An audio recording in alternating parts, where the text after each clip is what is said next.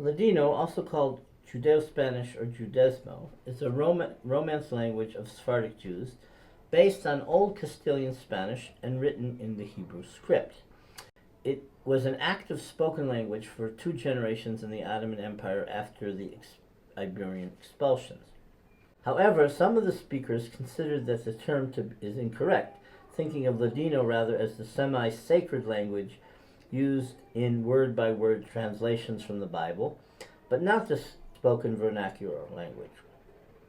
So the spoken vernacular language, as I said, is called Judeo-Espanol, Sephardi, Judeo, Judeo-Espanol or Espanol Sefardita, or Judezmo, meaning like the Jewish language.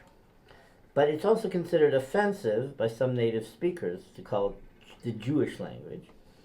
And that term was not so well known in the native press. In the late 19th and 20th century, Judeo-Spanish was spoken widely in the Balkans and was a language of the press, literature, theater, music, poetry, balladry, and folktales. The language was also used in synagogue liturgy and in Israel and Spain in radio news broadcasts. More than 100,000 native speakers were annihilated in the Holocaust. In Auschwitz, there's a plaque that 250,000 Ladino, Judeo-Spanish speakers were annihilated. I think it's a bit of an exaggeration. After secular modern Turkification in 1924, in Turkey the language appeared in Latin characters and lost all of its Hebrew written elements. In Israel, the language was greatly weakened with the dominance of mandated modern Hebrew. In the Americas, the language gave way to English or Spanish after 2 generations.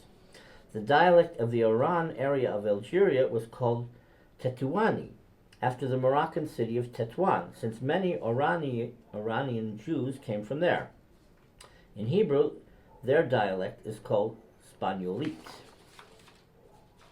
And then Hakatiya is the dialect from Spanish Morocco of Judeo-Spanish in communities like Tetuan or Tangier. So in this table I have here, you have the various scripts. You'll see in block letters, in regular Hebrew typeset, you have the far left.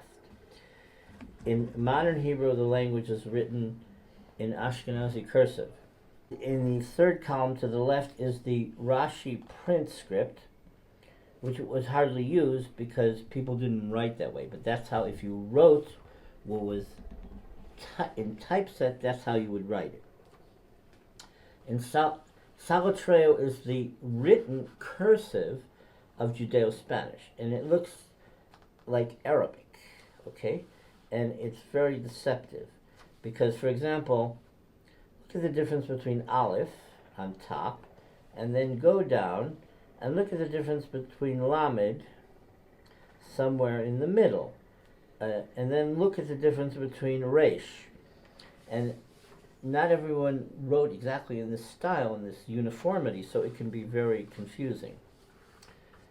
And then in the other tables you have the Greek and Latin and phonetic equivalents.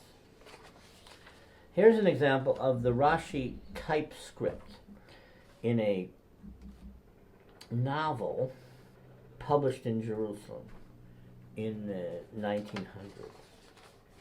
If there's a Hebrew date, you add 240, and that's when you get the Gregorian year.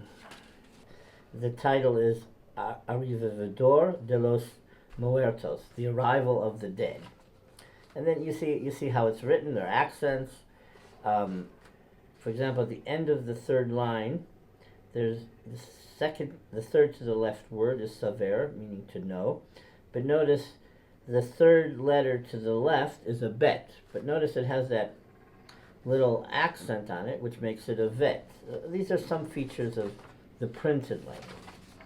Here's a table, for example, of Salotreo. You can focus in on some of the letters. Notice, like, for example, the Gimel, let's say the fourth letter, it becomes a ch when there's a diacritic mark on it, okay? And then you have let's say the sixth letter here is Dalid, but that could easily be mixed up with Resh, okay? And then also, for example, you have Zion, which is the second to the bottom. But if you put a diacritical mark, then it's pronounced as je. So it's very confusing to decipher all this in handwritten documents. So there are various dialects, depending on the place, like Salonika, Monastir, Istanbul, Rhodes, Bosnia, Romania, and Khakatia in Spanish Morocco. In Salonika, the language had more Castilian, Old Spanish, medieval, Latinized forms. In modern Spanish, to do is Azer, written H-A-Z-E-R. In Judeo-Spanish, in most dialects, let's say in Rhodes it was Azer. In Salonika, you add an F for fazer. It's not like Portuguese, though. It's old medieval Castilian Spanish.